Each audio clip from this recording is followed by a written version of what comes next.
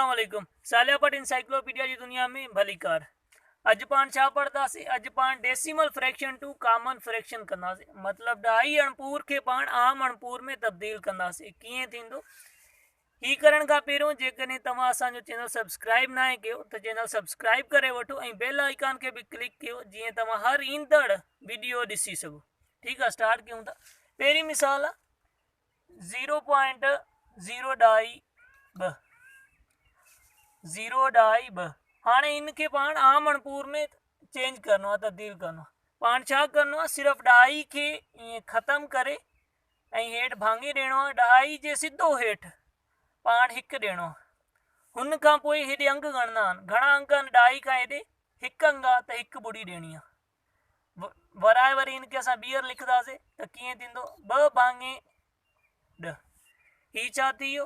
ही ढाई अणपूर तब्दील थी वई आम अणपूर में। ॿी मिसाल वठूं था। ॿी मिसाल 1.0025। ठीक है, हाणे साॻियो ई तरीक़ो ढाई के पाण ख़त्म कंदासीं ऐं ढाई जे सिधो हेठि पाण हिकु लिखंदासीं।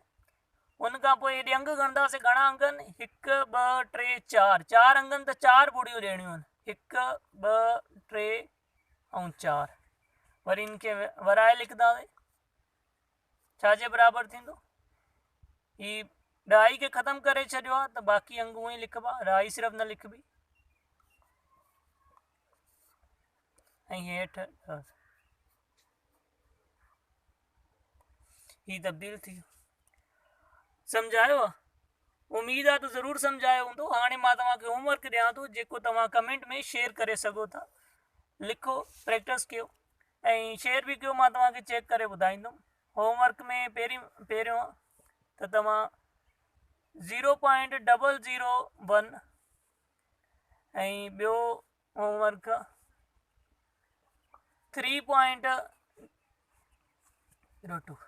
ही तव्हांजो होमवर्क आहे। तव्हां इनखे सॉल्व करे कमेंट में शेयर करे सघो था। मां तव्हांखे ज़रूरु रिस्पॉन्स कंदुमि। पंहिंजो ख़्यालु रखंदा। मिलूं था न्यू वीडियो में।